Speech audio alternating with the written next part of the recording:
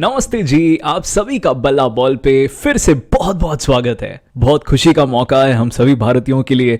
तो आप सभी को बहुत बहुत हार्दिक शुभकामनाएं, बधाई। भारत वर्ल्ड कप के फाइनल में आखिरकार पहुंच ही गया है। कोई सरप्राइज नहीं है, हम सबको पता था फाइनल में तो आना ही है। इतनी बढ़िया क्रिकेट खेली थी हमारी टीम ने 9 ग्रुप मैचों में, और सेमीफाइनल में भी भारत ने बजा डाली।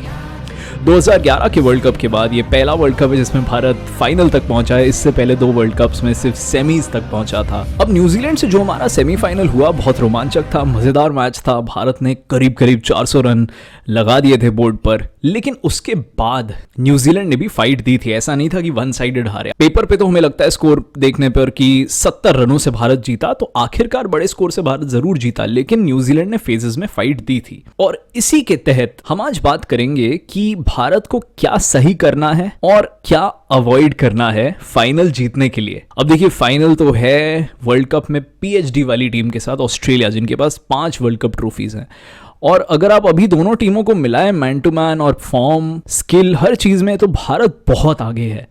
लेकिन भारत न्यूजीलैंड से बहुत आगे था 2019 में, फिर भी हारा। भारत पाकिस्तान से बहुत आगे था 2017 के चैंपियंस ट्रॉफी में, तो भी हारा। ऐसे काफ़ी इंस्टेंसेस आपको मिल जाएंगे। तो ताकि वो चीज़ें रिपीट ना हो, भारत को मुझे लगता है 5 चीज़ों का ध्यान रखना पड़ेगा। पहला है, हम सबको पता है भारत थोड़ा सा ढीला पड़ गया था कुछ फेजेस में फील्डिंग में, क्योंकि शायद 400 रन लगे हुए थे बोर्ड पर, तो थोड़ा सा कहीं ना कहीं सबकॉन्शियसली इजी ले लिया था बॉलरों ने कि इतना तो बड़ा स्कोर चेज नहीं होगा। और क्योंकि 2 विकेटें हमें मिल चुकी थी नई गेंद के साथ, तो शायद थोड़े हल्के पड़ गए थे बीच में, खास करके जब केन विलियमसन और डैरिल मिचेल की वो साझेदारी लग रही थी, और बाद में जब ग्लेन फिलिप्स और डैरिल मिचेल की भी एक साझेदारी लग रही थी। दोनों मार रहे थे। एक्चुअली शायद कंप्लेसेंसी नहीं, शायद बॉलरों को इतनी आदत थी कि विकेटें गिरती रहे दूसरी टीम की और वन साइडेड जीते, तो शायद जब साझेदारियां लग रही थी, जो लगी नहीं है इस वर्ल्ड कप में भारत के खिलाफ, उनके लिए थोड़ा अनयूजुअल था। तो इस अनयूजुअल चीज के लिए भी प्रिपेयर्ड रहना चाहिए। मैं नहीं कह रहा ऑस्ट्रेलिया बहुत रन बनाएगी, लेकिन कुछ पार्टनरशिप्स बीच में लग सकते हैं, तो उस वक्त भी भारत को उतने ही इंटेंसली खेलना है और ये वाली गलतियां नहीं दोहरानी है। जैसे फील्डिंग में थोड़ी गलतियां तो हुई है, कैच ड्रॉप्स हुए हैं, मिस फील्ड्स भी हुए हैं।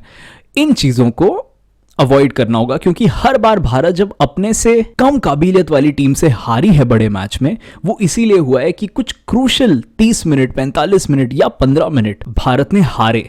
वहां पे फोकस लूज हो गया और वहां उसका बहुत बड़ा भुगतान करना पड़ा है टीम को। फोकस नहीं लूज कर सकते, इंटेंसिटी मेंटेन करनी है, चाहे गेम पूरी तरह आपके कंट्रोल में हो या चाहे गेम आपके हाथ से निकलता दिख रहा हो, आपको फाइट पूरी देनी होगी। दूसरा यह है कि सूर्य कुमार यादव जब जब उन्हें मौका मिला है ठीक ठाक दिखे हैं, लेकिन अभी तक उन्होंने कुछ आउटस्टैंडिंग नहीं किया है। और हमें पता है कि कितने शानदार बल्लेबाज हैं, क्या काबिलियत है उनकी, T20 में दुनिया के सर्वश्रेष्ठ बल्लेबाज हैं।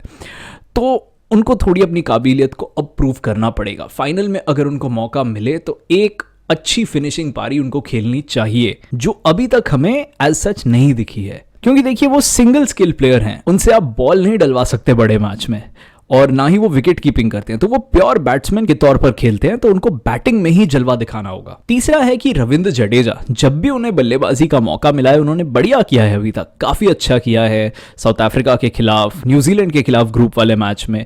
लेकिन अब उनको तैयार रहना पड़ेगा। फाइनल में अगर फिनिश करने का मौका उनको मिले तो बहुत बढ़िया से करना होगा, जैसे धोनी करते थे। और वो जडेजा की काबिलियत में बिल्कुल है। जिस प्रकार की बैटिंग उन्होंने सेमीफाइनल में न्यूजीलैंड के खिलाफ किया था 2019 में, उस तरह की बैटिंग के लिए उनको तैयार रहना पड़ेगा। चौथा पॉइंट यह है कि भारत के पास 5 गेंदबाज हैं और 5 लाजवाब गेंदबाज हैं। लेकिन अगर किसी एक गेंदबाज का बुरा दिन हो, जिससे बहुत रन पड़ रहे हो, मार पड़ रही हो, या अगर कोई एक गेंदबाज थोड़ा सा चोटिल हो जाए, तो छठा गेंदबाज भारत के पास नहीं है।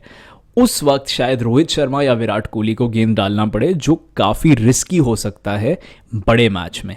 ये डर जरूर भारत को एक रहेगा कि 5 ही गेंदबाज हैं, सबको 10 ओवर करने जरूरी हैं, रिगार्डलेस ऑफ किसने कैसी गेंदबाजी करी है और कौन कितना पिटा या नहीं पिटा है। 5वां और आखिरी पॉइंट ये है कि अभी तक भारत ने बहुत बढ़िया खेला है, और इसका एक मुख्य कारण ये है कि कप्तान रोहित शर्मा ने बहुत सेल्फलेस बैटिंग की है। ये बात सच है, उन्होंने अपने लिए नहीं खेला है। मैं नहीं कह रहा बाकी प्लेयर अपने लिए खेलते हैं, कोई अपने लिए नहीं खेलता, सब देश के लिए खेलते हैं, लेकिन रोहित ने जिस सेल्फलेस अंदाज से खेला है वो काबिल तारीफ और एग्जेम्पलरी है। उनके पास हर बार मौके रहे हैं 100 या 50 लगाने के, लेकिन वो उन मौकों को भूलकर सिर्फ टीम को एक जबरदस्त शुरुआत देने पर तुले रहे हैं। तो यदि रोहित शर्मा जल्दी आउट हो जाए, और हम में से कोई नहीं चाहता वो जल्दी आउट हो, मुझे लगता भी नहीं जल्दी होंगे, लेकिन टीम को तो प्रिपेयर्ड रहना पड़ेगा ना।